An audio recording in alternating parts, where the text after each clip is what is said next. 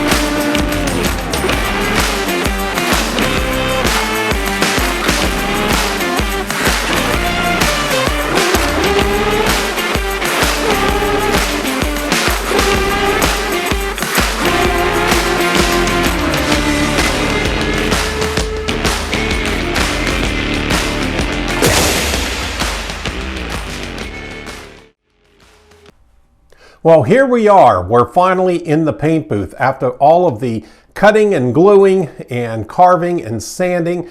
A lot of sanding. I know you folks, it seemed like it went by real quick, but believe me, there was around three solid days of sanding on this guy to get him to this point. But now here we are, we're in the paint booth. One of the first things I do when I get a horse to the paint booth is I go ahead and I set the eyes. I like setting the eyes in here because I have a lot more light. And when you set the eyes, I use Quickwood. I love using Quickwood. I've been using this product for probably 20 years or better. And the nice thing is it goes on like a clay, so you can sculpt when you set the eyes. I can add eyelids and give it a real nice shape. Also, with some of the leftover, I can go in and hit the nostrils and kind of smooth out some of my carving marks in there. A real quick tip is so that you're not spending a lot of time sanding. This will smooth out real nice, so you can go in, do the ears, do the nostrils, do some areas in here, and that saves you a little bit of time in sanding. So I'll go ahead, I'll get set up, and I'll get my Quickwood, my epoxy all ready to go. We'll get these eyes set, and then we'll move on.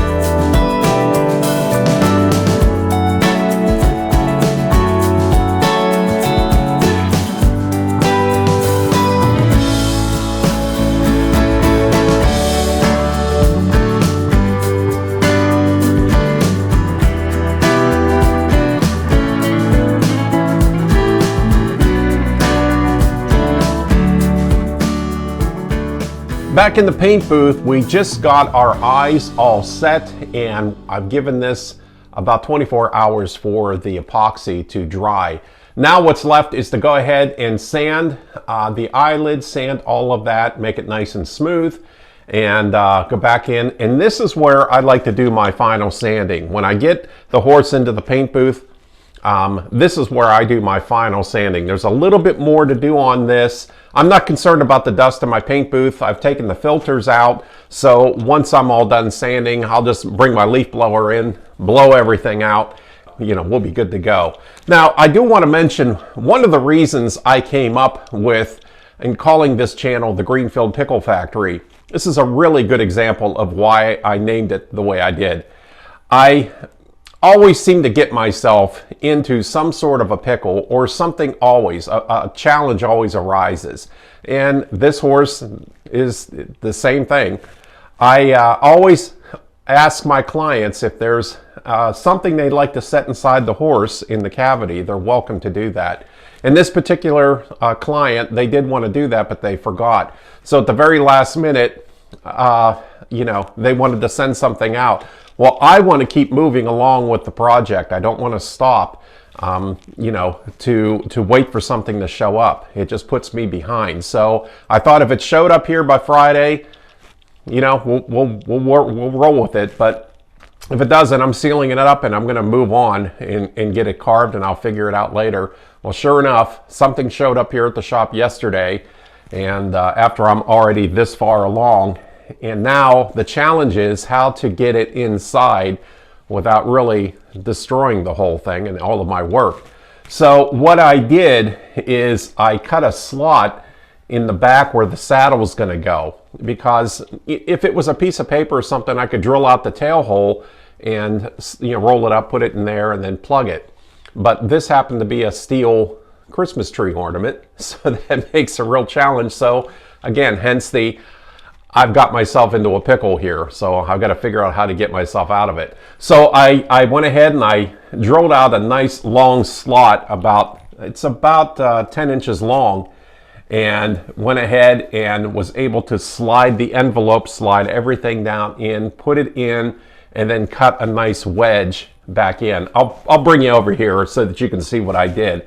And then while I'm sanding today, then I can just go ahead and sand that all smooth. And once it's primered, you'll never know that I even did any of that. But yeah, that's why, that's a great example as to why this channel is called the Greenfield Pickle Factory. So you'll see as the channel develops and we grow, more opportunities are going to arise. So that's enough said about that, and we've got some sanding to do. I'll tape up the eyes, we'll get it prepped, and get our first coat of primer on.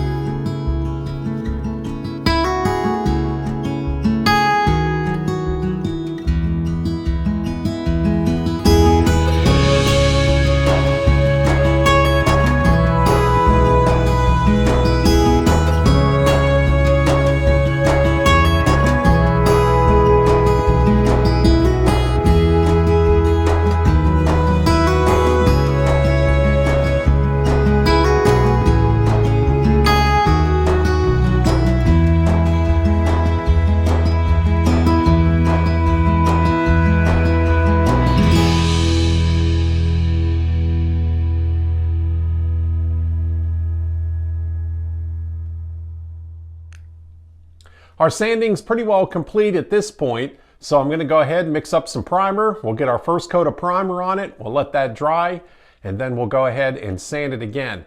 In the meantime, I'll go ahead and get my paint booth all cleaned out, get the dust out of here. I'll replace my filters, get everything set up, and we'll get some primer on it.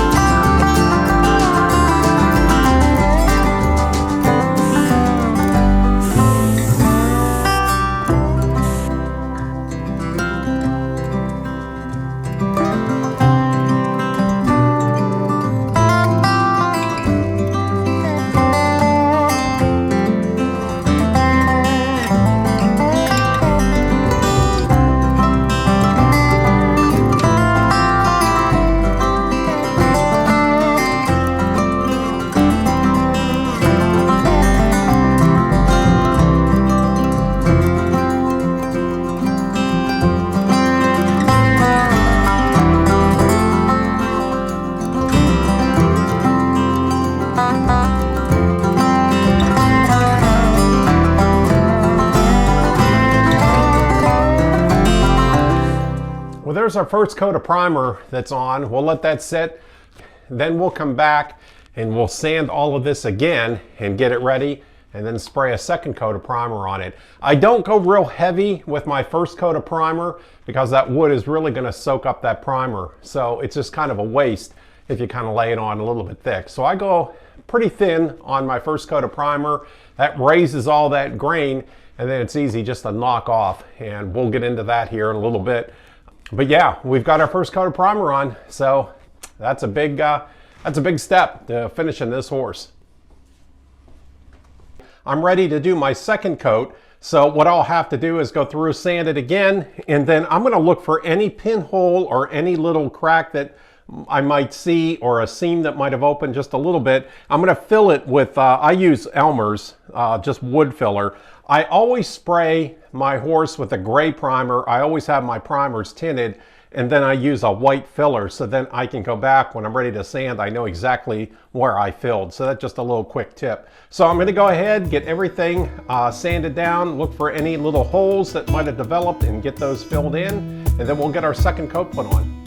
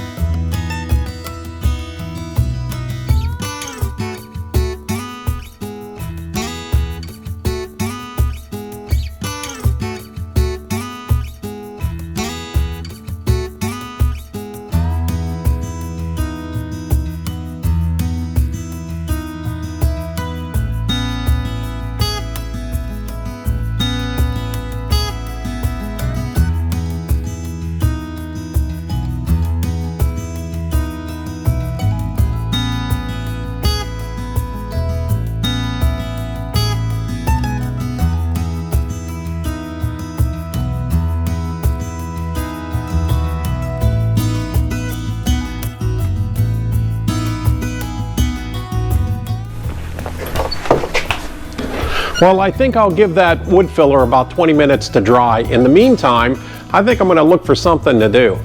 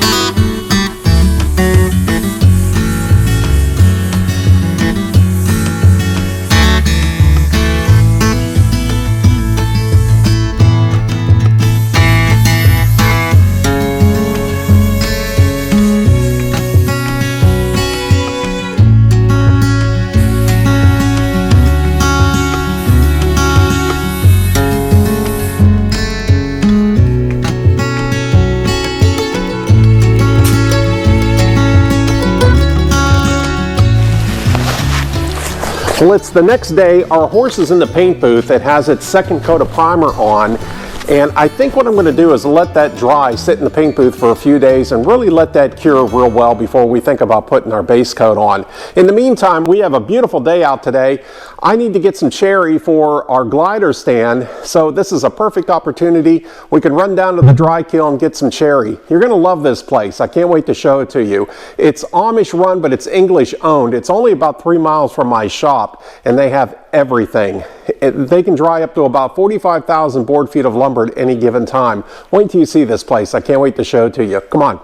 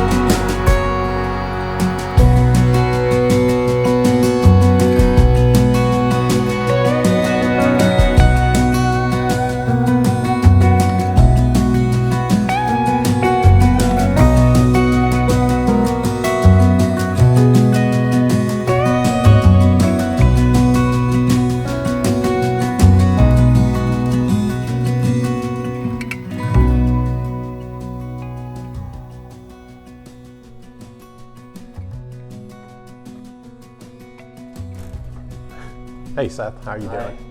So this is JB Mills. Isn't this amazing? 3 miles away from my home, I get to come here. This is like, I'm a kid in a candy store when it comes to this place. Just really excites me. They've got everything from oak, cherry, quarter sawn oak, white oak, anything you can imagine, they've got it. Just love it.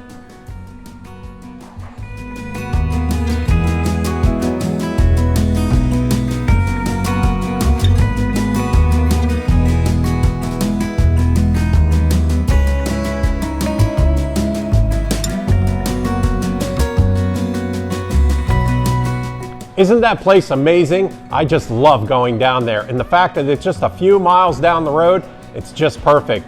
Well, I'll go ahead and get my lumber unloaded. We'll get it put up on the rack.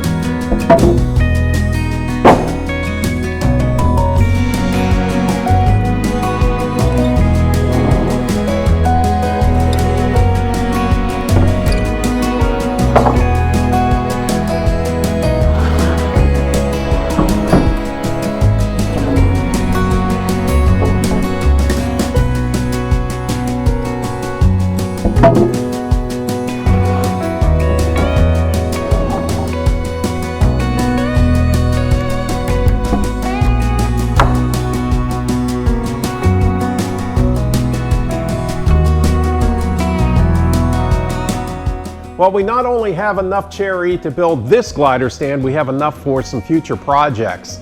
So now all I have to do is make some room in my shelving and get it put away. Well, that's going to pretty much do it for this episode. Thanks again for watching, and if you've enjoyed this series so far, think about subscribing and hit the bell so that you're notified whenever I post a new video. We'll see you here at the shop next week.